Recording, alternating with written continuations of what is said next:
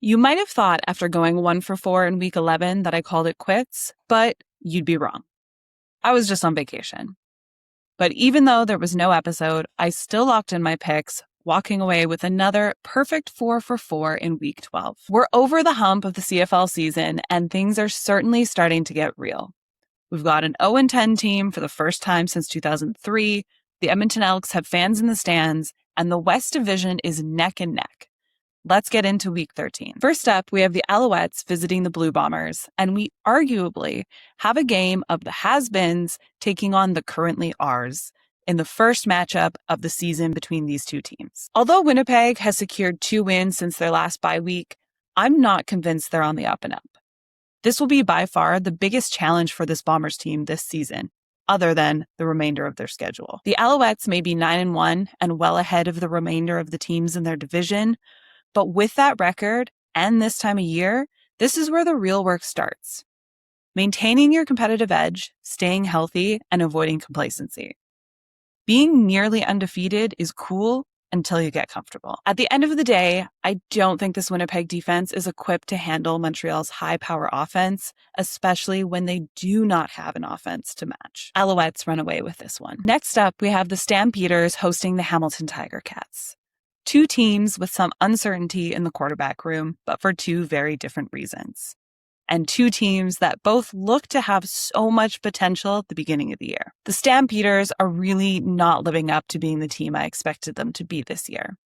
But much like a majority of their losses this year, they're just so close, but it's not quite enough. With both starting quarterback and running back positions currently up in the air for Calgary this week, I'm a little nervous about this pick. However, the mess that is currently the Hamilton quarterback room takes the edge off a little bit. This game is the start of a potential fight for an East playoff or crossover playoff spot. Calgary currently finds themselves at the bottom of the West Division, but in close quarters with the Lions and the Blue Bombers. And really not that far off from the Riders, while the Ticats find themselves in a comfortable 3rd place in the East, but with 4 teams from the West breathing down their neck. For me, the ceiling in Calgary is significantly higher, and whether this game is close or not, Calgary is going to kick off their momentum heading into what will be a meaningful but nasty Labor Day matchup, which the province of Alberta has been waiting for. Stamps for the win. After the Riders lost last week against the Lions, I find myself wondering, has Saskatchewan fallen that far from grace, or are the Lions just that good? I don't think the matchups this week will tell us much, but I think we'll have a better idea after the Lions take on the Alouettes next week. Regardless of the Riders running a little cold these past few weeks, I think Toronto is very much in the same boat. Their score may have looked great last week against Hamilton, but the score against the Elks is what I think tells the true story. JC Abbott from Third Down Nation recently referred to Trevor Harris's picks last game being uncharacteristic, and then had someone on Twitter, or X, question why Chad Kelly's picks weren't talked about in the same way. Well, it's because Chad Kelly's picks are completely characteristic of who he is as a quarterback right now. He's not a check down Charlie, remember? But real talk, the man throws a lot of interceptions, and they are often quite reckless and egregious.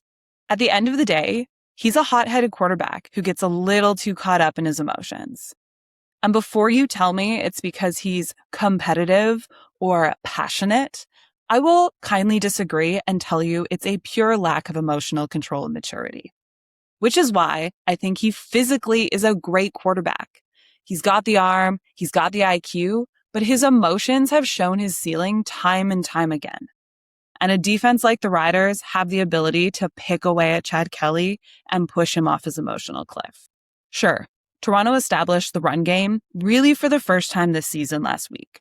But until those stats are showing up on the score sheet consistently, I'm convinced that may have been a one-time ordeal. Saskatchewan is a great team, and with leadership like Corey Mace, that isn't going to change anytime soon. Sure, they've been riddled with injuries, but they've handled the next guy up concept better than any team in the league. Riders for the win.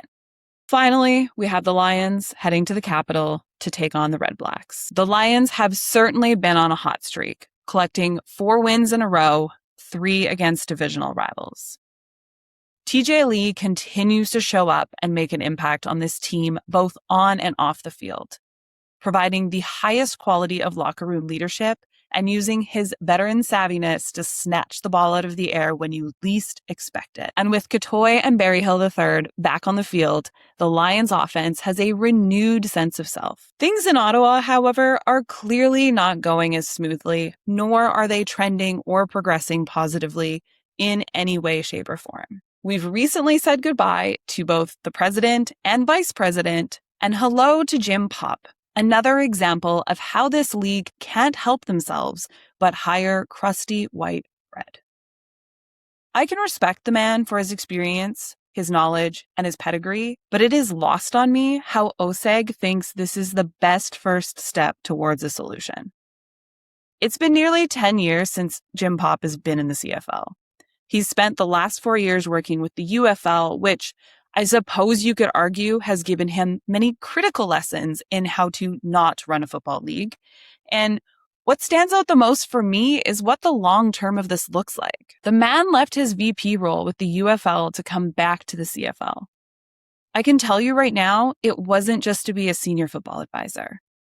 The Redblacks likely already have plans for a larger long-term role, which means another instance of recycling old dogs in this league. Hopefully, they at least have the wherewithal to balance this out with some younger, fresh new faces. However, I can get behind one recent decision by the Redblacks, which was to sign defensive end Sione Taima. Welcome back, Sione. Meanwhile, Coach Benavides texted me earlier this week to have a shared celebration in the arrival of pumpkin spice season, which I'm sure has inspired him to cook up something solid on the defense this week. There is only one fact that gives me pause on my choice for the winner of this game, the fact that if they don't win, the Redblacks go 0-11. Like I've said before, the longer a team goes without a win, the more games go in their favor. It's like sports physics or something. Long East road trips are hard, but not winning a game yet this season is harder. Lions take this one and finally hit above 500 for the first time this season. Those are my Week 13 picks. I'm looking forward to a weekend full of football where the meaning and impact of games is really beginning to multiply. Thank you for listening to Blitz and Bloom. Be sure to like, share, and drop a comment, and we will be back next week.